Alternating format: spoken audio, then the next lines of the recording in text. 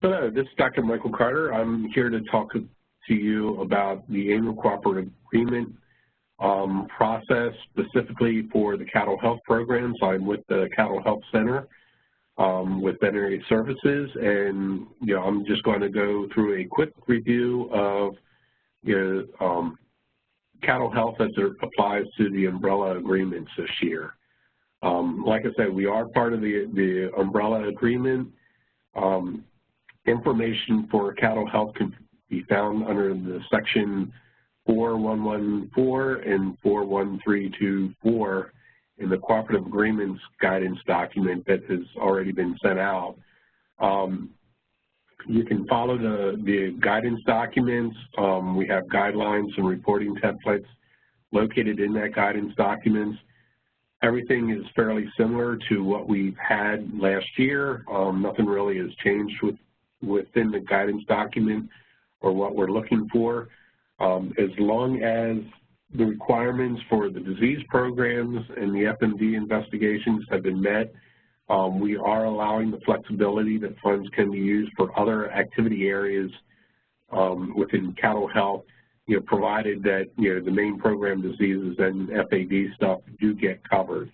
Our big areas that we want to get covered, obviously, brucellosis, BSE, cattle fever tick, tuberculosis, and FAD investigations. Those are big areas that we would expect to see activities.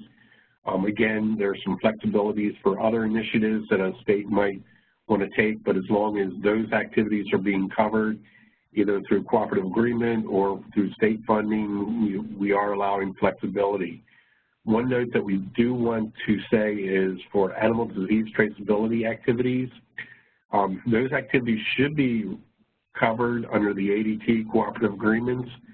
And the reason for that is we are trying to capture a lot of this information as far as data entry concerns and, the purchasing of IDs and the technology that, may go with it. And it's a lot easier to capture that if all of that information is just kept under the cooperative agreement for the ADT program. And so we'd like as much as possible that all that be captured under those agreements. Our big areas that we expect to see cattle health activities is one, surveillance. This continues to be the main testing, TB, brucellosis, and surveillance activities for cattle fever tick, and any of the BSE testing that goes on out there. Outreach, education, and training is also another area that we expect to see a lot of cattle health activity under.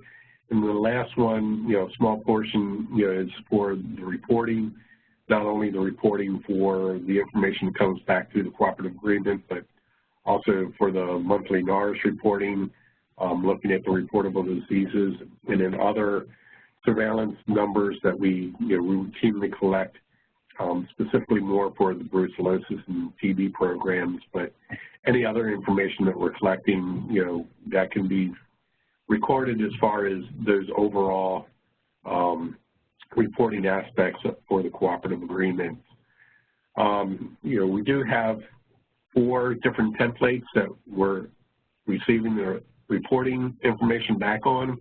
The first is the cattle health surveillance activities, and it covers the 4 big program areas: brucellosis, BSE, cattle fever tick, and TB, with brucellosis and TB having the most information that we're looking for surveillance activities. For our FE investigations and disease response activities, we're really focused on brucellosis, cattle fever tick, and BSE. But again, it's just a brief table to throw numbers in as far as what activities are reporting for each of those different diseases as they relate to actual investigations or response activities. The third template is specific to brucellosis and TB, and it gets a little bit more detail of the actual testing or vaccination things that are going out there, number of reactors that are found as far as a result of the testing program. So each of those points, as you kind of walk down through, kind of look at the specific things that are shown up there. Specific for TB is the reporting of the caudal fold test response rates for veterinarians and being able to track that. So important, but again, it's specific to the various disease programs. And then the last template is the outreach or educational activities as they relate to the the 4 cattle fever or cattle health programs. Just looking at the other activities, slaughter establishments that are visited, new accredited veterinarians and training associated with that, and just in general, the more outreach activities that may not be captured in the activities of some of the other reports in the preceding pages here. That's just a quick run view of all the program activities.